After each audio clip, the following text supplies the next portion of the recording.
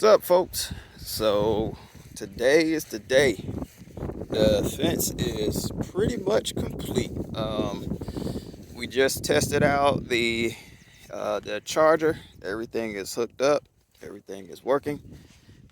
Got our ground pole in the ground. That's actually a 4-foot rebar as opposed to one of those 6-foot copper poles, but it works. So everything is wired up.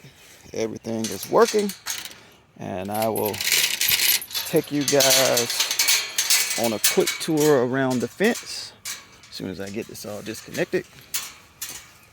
So we are looking at about 540 feet of perimeter fencing. We have 3 gates. That's one here. It's a 10-foot gate.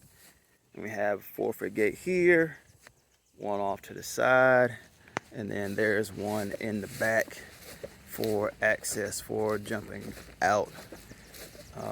Actually, if I had thought about it, I would have moved that gate a little bit further back towards the middle, but the general idea was to give us access to the outside without having to walk all the way around of the perimeter, so we can keep weeds and all that stuff off the fence.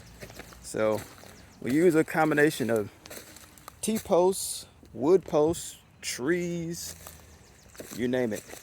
Everything got used. I think I told y'all before that this project started in the fall of last year when I took the tractor back here, bush hogged it, cut a path back through here. But we were finally able to do it. You see in some places I actually use insulator, like wire insulator across the back. Some places you can see where it looked really messy, how we tied it up. I think as we progressed and went on, some of our ties and knots and tying into 2 pieces of fence got better and better. But I'm pretty sure there are a lot of things that we could have done differently. There are a lot of things that a professional fencer would probably look at and say, oh, that's not right. But see, like this is a piece that was tied together, 2 different pieces, but the wraps look a whole lot better than before. And then we had to tie another piece because on this piece I actually cut it too short. That's my fault. And then around here somewhere, on the back side, I actually did a figure eight knot. Oh, there we go. You can see it's on the outside, but that was a figure 8 I've seen on YouTube where I actually splice wire together. All of our wire is aluminum wire.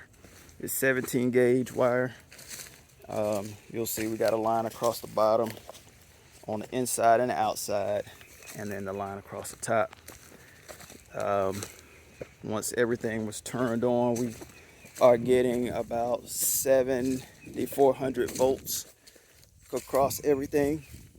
So we will have to go back through in some spaces where the fencing is a little bit closer to the wires. I had to diagnose it and figure out where it was shorting out at a few minutes ago. But crazy things like sticks falling across the wire, grass, all of that stuff will just short it out. So here's that other fence. So I wish I had actually taken this fence and probably moved it like maybe back over there towards that little angle over there, so it would have been a little bit closer, but it's not too bad. I can still kind of get to the backside over there without issue. So cut enough for our back, but the grass is growing up, so definitely got to get things fixed, get my weed eater fixed so I can continue to keep this stuff down. And then you can see where it's kind of extremely close to the fence the wire is. I'm gonna have to pull this wire back and somehow stake it down. Pull the fence back and stick it down so it's not too close. And it seems to be just on this side, the way that it ended up being real close to the fence. This side was shorting out the fencing, but that's our return back. This will be where we put some goats and some sheep in here. And Next up, we have to do a little bit of work on the barn, and I use the word little with a ha ha ha. It's a lot that needs to be done to it, but anyway. Thank you guys for hanging out. I told you that I would give you an update, and we are fence complete. Out.